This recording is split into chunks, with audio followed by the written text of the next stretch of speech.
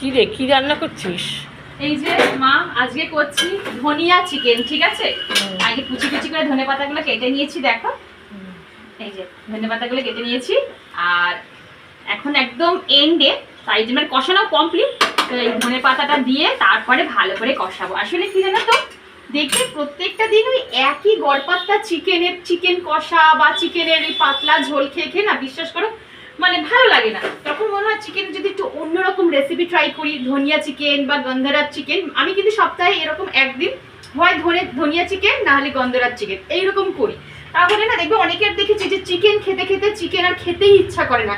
এই প্রবলেমটা থাকবে না যদি তুমি চিকেনের রেসিপিটা একটু চেঞ্জ করে করে করো। এই হচ্ছে ব্যাপার।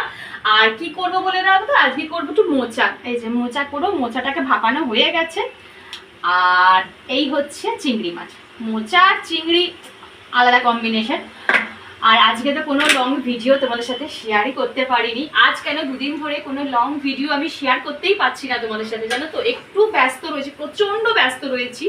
যাই হোক, সব মিলিয়ে ঘেটে রয়েছি।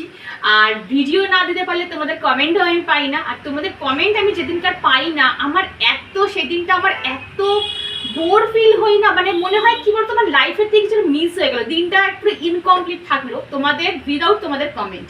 তো এই ছোট্ট একটা ভিডিও শেয়ার করলাম, ভাবলাম যে দুটো কথা তোমাদের সাথে শেয়ার করতে পারলাম, তোমরাও দুটো কমেন্ট আমায় করবে, এই লোভেই আজকে একটা শর্ট ভিডিও বানালাম। তো রান্না এখনো টু বি কন্টিনিউ, রান্না তো চলছে, এখনো অনেকটা বাকি আছে। তো চলো তারপর কমপ্লিট করে তোমাদের সাথে শেয়ার করবো। এখানে কিন্তু আমার মোচাটা এই যে প্রায় হয়ে এসেছে, ঠিক আছে? আর একটু সকালেই নামিয়ে নেব। আর এই হচ্ছে আমার লাল লাল ধনিয়া চিকেন। আর ওপর থেকে যে গুঁড়োগুলো দেখছো, এটা কিন্তু আমি গোলমরিচ দিয়েছি, ঠিক আছে? তো এই হচ্ছে আমাদের আজকে lunch menu, tasty lunch menu. তোমাদের আজকে কি কি মেনু হলো অবশ্যই আমায় কিন্তু কমেন্টে জানিও। চলো